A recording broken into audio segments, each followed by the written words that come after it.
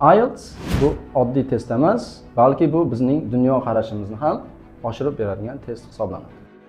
Bugun sizlar bilan IELTS readingda uchraydigan juda ham qiziqarli tekst, ya'ni supermarketlar bizlarni qanday tuzoqqa tushirishadi degan mavzu haqida gaplashamiz. Ko'pchilik supermarketlarga sayohatni oldindan va uzun navbatlar bo'lmagan ma'lum bir vaqtga reja qilishadi.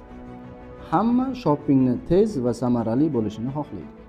Lekin supermarketlar sirli uslubda ishlashadi va o'ylaganimizdan ancha ko'proq vaqt u yerda qolishimizga bizni majburlashadi. Agar bu holatlar sizga tanish bo'lsa, xavotir olmang, siz yolg'iz emassiz.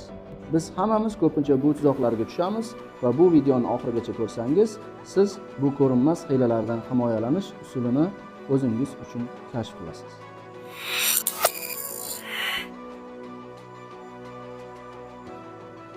Shopping qilish uchun aravachalar doim supermarketlar eshigi oldida joylashtiriladi. Ko'pchilik o'ylashi mumkin, bu bizning qulayligimiz uchun bo'lsa kerak edi. Lekin aslo unday emas. Bu aravachalar joylashtiriladi, ularni to'ldirilishi. Agar shunday katta aravacha yarim to'lmay qolsa ham, siz xijolat bo'lib o'zingizni yomon his qila boshlaysiz. Bir tadqiqotda olimlar aravachalarning hajmini 2 barobarga oshirishdi. Bu kichkinagina o'zgarish odamlar ehtiyojlaridan ko'ra 40% ko'proq mahsulot sotib olishlari bilan yakunlandi.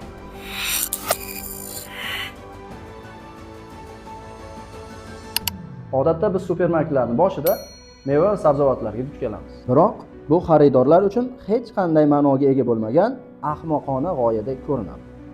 Meva va sabzavotlar osongina lat yeyishi mumkin. Shuning uchun ularni boshida emas, oxirida sotib olish kerak-ku deb o'ylasangiz kerak. Ammo bu yerda psixologiya ishlaydi. Bu narsalarni tanlash odamga kayfiyat beradi. Shuning uchun xaridorlar keyinroq nosog'lom ovqatlarga qo'l cho'zishda kamroq aybdorlik hissini tuyishadi.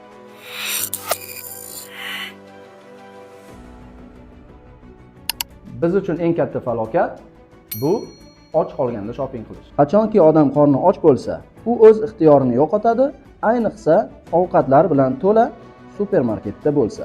Buning ustiga supermarket ichidagi novvoyxonadan kelayotgan yangi pishirilgan non hidi och odamni tayyor pishirilgan ovqatlar, shirinliklar va boshqa nosog'lom mahsulotlarni sotib olishga undaydi.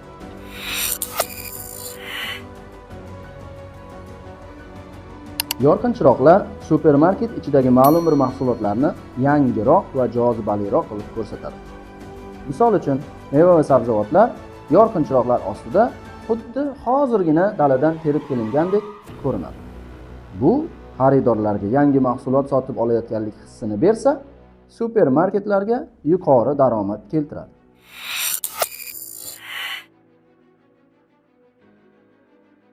Ko'p supermarketlarda har bir yo'lakda qanaqa mahsulot sotilayotganiga qarab alohida rang bo'ladi. Go'sht sotadigan bo'limda, masalan, asosan qizil rang bo'lishi kerak, chunki bu rang go'shtni yana ham mazali qilib ko'rsatadi. Rang psixologiyasi savdoni oshirishda katta ahamiyat kasb etadi.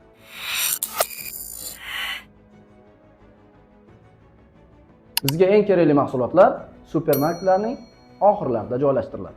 Natijada xaridorlar butun boshli yo'laklardan o'tishga va yo'l-yo'lakay shopping ro'yxatida yozilmagan mahsulotlarni sotib olishga sirli ravishda majburlanadi.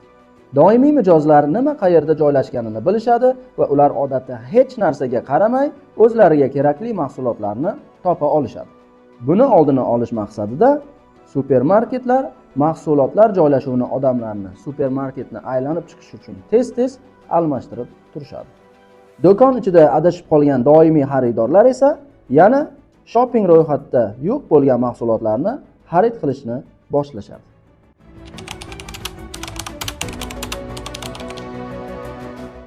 Ekspertlar maslahat berishadiki, ayolingiz va bolalaringiz bilan supermarketga bormang.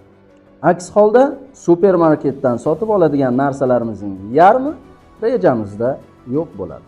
Bu holatlardan qaysi biri sizga tanishligini kommentariyaga yozib qoldiring.